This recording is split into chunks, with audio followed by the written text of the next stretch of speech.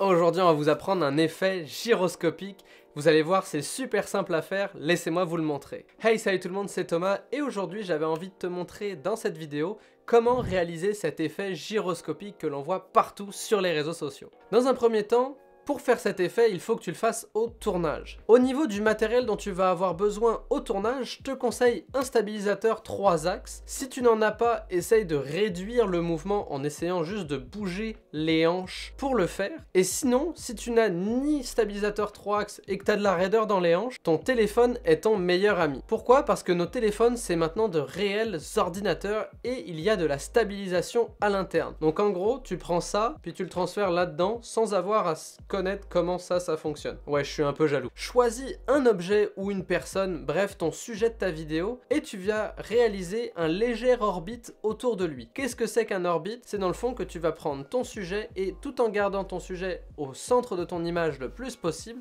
tu vas te déplacer en dessinant un arc de cercle. De cette manière-là, tu vas pouvoir avoir un effet où l'ensemble de ton plan est fixé sur ton sujet au milieu de ta vidéo, sauf que tout l'arrière-plan, lui, va bouger et ça va créer cet effet de parallaxe. Une fois que tu as fini ton tournage, importe tes fichiers dans Filmora et c'est maintenant que l'effet commence. Une fois que tu as placé ton clip dans ta timeline, tu vas pouvoir en jouer sur la vitesse. En faisant une courbe en S au début de ton plan, ça va être en accéléré et arriver à peu près mi-chemin de ton effet d'orbite. Et ensuite, pour créer cet effet de gyroscopique, tu vas pouvoir copier et coller ton fichier que tu viens d'animer et en inverser la vitesse. N'oublie pas d'inverser aussi ta courbe de vitesse que tu viens de créer pour créer cet effet d'aller-retour qui fait l'effet gyroscopique. Si jamais tu as envie de pousser un peu plus ton effet gyroscopique, prends le temps de stabiliser ton plan. Ce que je te conseille, c'est que maintenant que tes deux clips sont collés bout à bout, sélectionne-les et place-les dans un clip composé. Une fois que ton fichier est dans un clip composé, tu vas pouvoir aller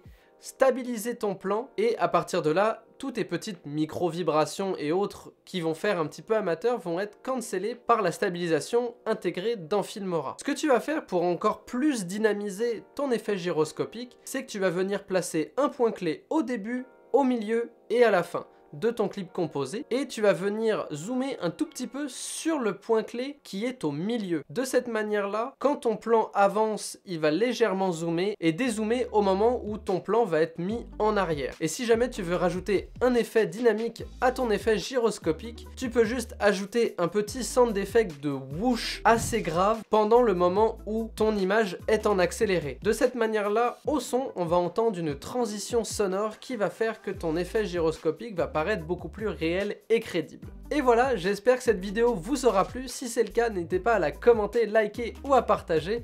Et sur ce, je vous dis, faites de beaux effets gyroscopiques. À la prochaine, ciao tout le monde.